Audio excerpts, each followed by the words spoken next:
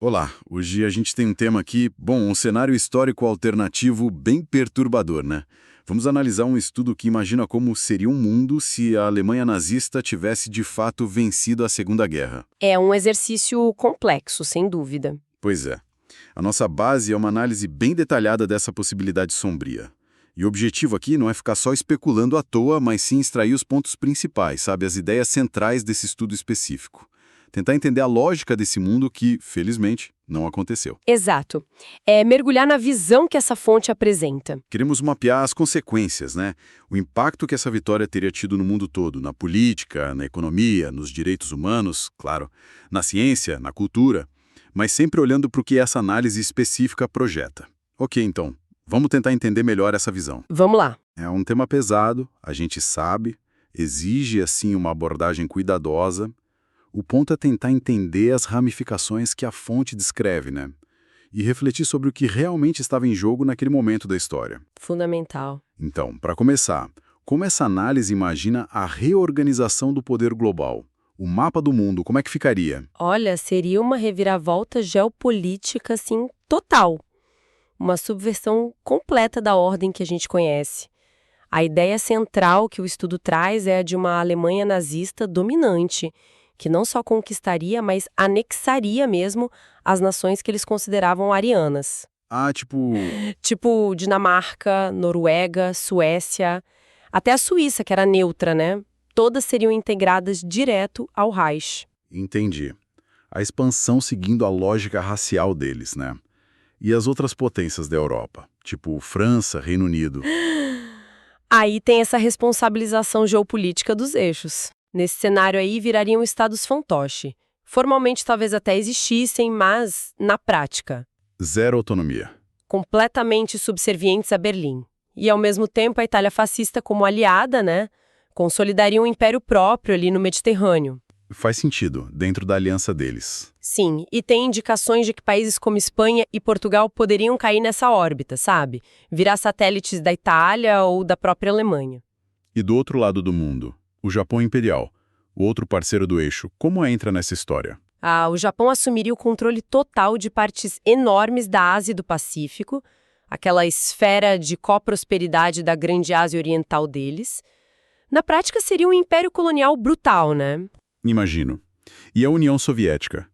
O grande inimigo no leste. A projeção é desmembramento total, acabaria, seus territórios gigantescos seriam fatiados, a Alemanha avançaria fundo para buscar o tal Lebensraum, o espaço vital, né? E o Japão pegaria a Sibéria a outras partes da Ásia. Nossa, é uma visão de mundo completamente redesenhado mesmo, baseado na força e na ideologia racial.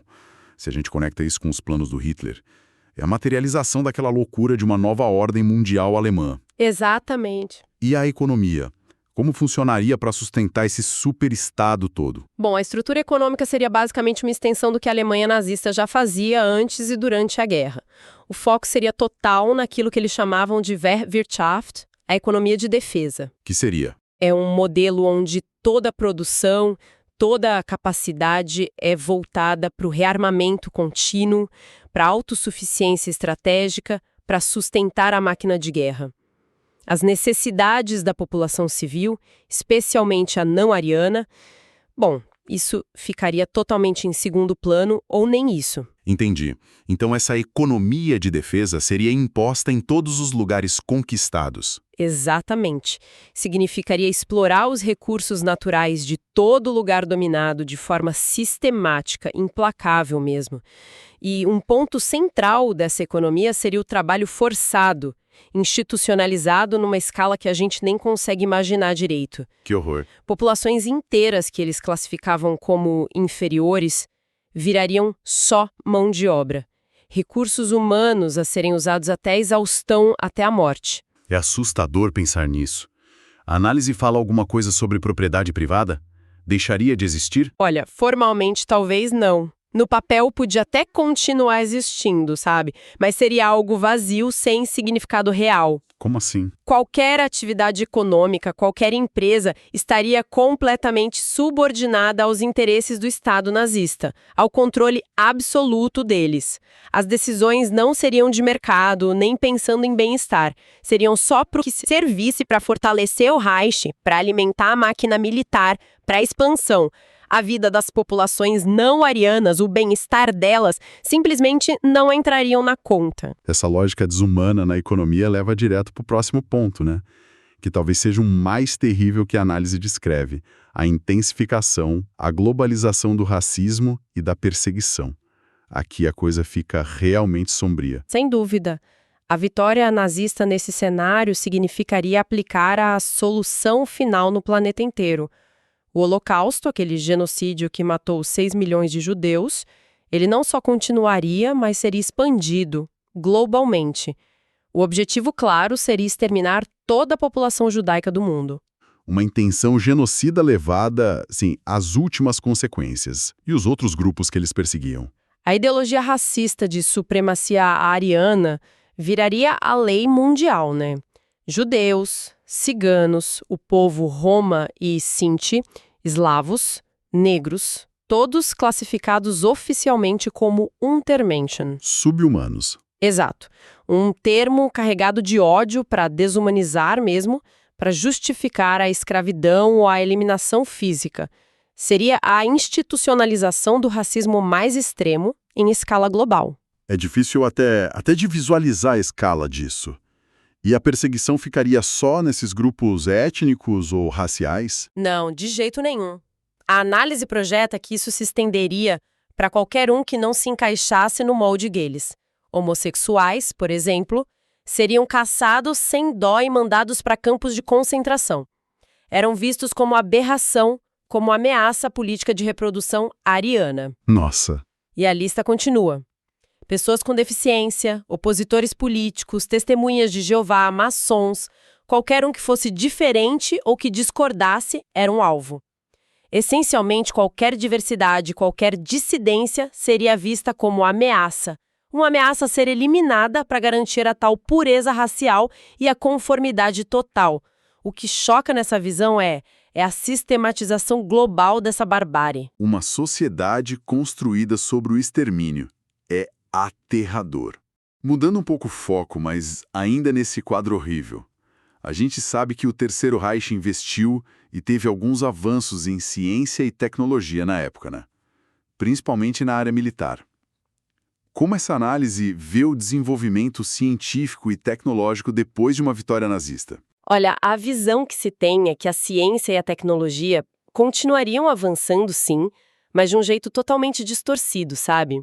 Totalmente submissa à ideologia e aos objetivos militares do Reich.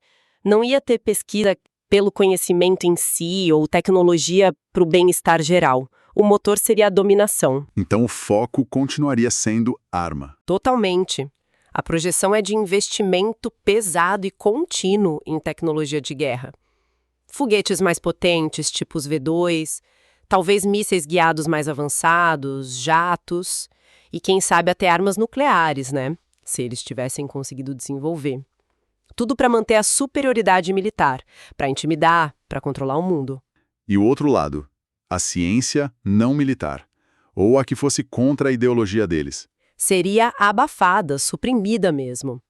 Aquilo que os nazistas chamavam, de forma pejorativa, de ciência judaica, tipo a física teórica do Einstein, continuaria sendo proibida ou deixada de lado. O conhecimento seria filtrado por essa lente racial. E talvez o mais perturbador seja a completa falta de ética na pesquisa. O que isso quer dizer na prática? Quer dizer que aqueles experimentos médicos cruéis, desumanos, feitos em prisioneiros nos campos de concentração, Sim. que foram um dos capítulos mais horríveis da história real, eles poderiam virar, nesse mundo alternativo, uma prática científica normal, institucionalizada, talvez até celebrada como um caminho para o progresso da raça superior. A ciência viraria uma ferramenta de tortura, de controle, sem nenhum valor humano. O avanço tecnológico seria só sinônimo de opressão e destruição mais eficientes. Ciência a serviço do horror. É difícil até de processar essa ideia. Com tudo isso, a geopolítica redesenhada, a economia de exploração, o racismo global, a ciência sem ética, qual seria o impacto final na sociedade e na cultura mundial, segundo essa análise? O que sobraria da expressão humana, da vida do dia a dia? O cenário que a análise pinta é o de uma imensa era das trevas cultural. As artes, a literatura, música, cinema, tudo seria controlado rigidamente pelo Estado, forçado a servir só de propaganda para a ideologia nazista. Qualquer coisa que não glorificasse o Reich, a raça ariana, o líder, seria censurada e os criadores perseguidos. Então, adeus liberdade de expressão, adeus diversidade cultural? Completamente. Liberdade de pensamento, expressão individual seriam crimes. A conformidade ideológica seria imposta na marra, com vigilância constante. Toda a riqueza da diversidade cultural humana, que a gente sabe que floresce na liberdade, na troca, seria esmagada, sistematicamente, substituída por uma monocultura ariana forçada, cinzenta, estéril. Seria, assim, a morte da criatividade como a gente conhece. E religião? Outras áreas da vida social? Religião organizada, especialmente o cristianismo, com suas raízes judaicas, sua mensagem de compaixão, era vista com muita hostilidade pelo núcleo do nazismo, né? A projeção é que seria, no mínimo, marginalizada, controlada e talvez com o tempo erradicada, ou substituída por algum culto neopagão germânico, ou pelo culto ao próprio Estado, ao Führer. Nossa! E tem também a possibilidade real do idioma alemão ser imposto como língua franca em muitas partes do mundo, o que ajudaria ainda mais a apagar identidades, culturas locais. Isso levanta uma questão importante, né? Sobre o que faz uma cultura ser viva e o que se perde para sempre quando a diversidade é aniquilada. É um quadro desolador, em todas as frentes mesmo. Recapitulando então os pontos principais que essa análise trouxe.